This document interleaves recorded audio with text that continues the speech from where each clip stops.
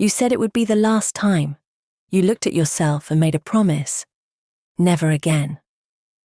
You meant it, you really did. But here you are. Again. Same sin. Same regret. Same heavy silence afterward. And the worst part isn't what you did. It's what you're thinking right now. Maybe something is wrong with me. Maybe I'm not really saved. Maybe God is tired of forgiving me. You don't say it out loud, but it's there, sitting quietly in your chest, growing heavier each time you fall. Because this isn't the first time. It's not even the 10th. It's a cycle. You fall, you feel guilty, you repent, then slowly, you drift back. And when it happens again, it feels worse, not because the sin changed, but because now, you expected better from yourself. Let me tell you something most Christians never say out loud. The fact that you hate your sin is not proof that you're fake. It's proof that something inside you is still alive. Dead people don't fight. Dead people don't feel conviction. Dead people don't sit there at night thinking, why do I keep doing this? Only someone who still cares asks that question. But here's where things get dangerous, because over time, that guilt starts to change shape. At first, it points to your actions, but slowly, it starts pointing at your identity. Not, I did something wrong, but I am something wrong. And that's the lie.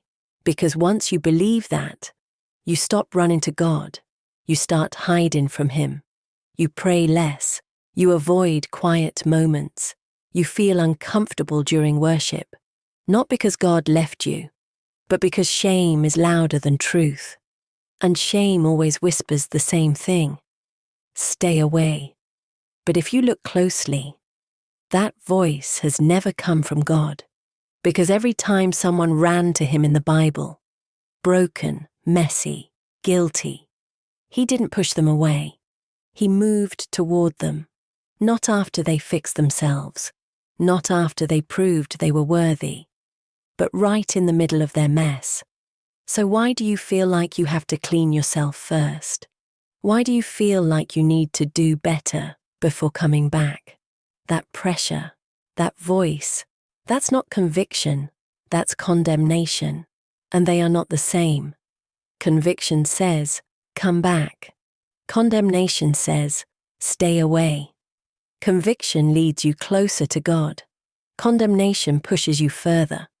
And right now, you're stuck in between, still wanting God, but feeling like you don't deserve Him. So you hesitate, you delay, you sit in guilt longer than you should. But what if the thing keeping you stuck is not your sin, but your belief about your sin? What if you're not trapped because you keep falling, but because you think falling disqualifies you? Because if that's true, then every time you fail, you restart from zero instead of continuing the fight. Listen carefully. You are not the only one struggling like this. You're just one of the few honest enough to admit it. And the reason this battle feels so intense is because you haven't given up. If you had, you wouldn't feel this tension. You wouldn't care. You wouldn't fight.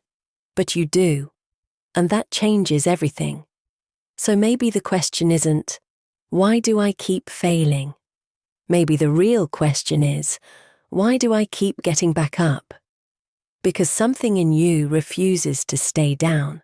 Even after all the guilt, even after all the disappointment, you still come back, you still pray, you still hope, even if it's weaker than before. And that matters more than you think. So instead of asking, what's wrong with me? Ask this, what is still working inside me that won't let me quit? Because that might be the very thing God is using to bring you back again and again and again. Not because you're perfect, but because you're not finished.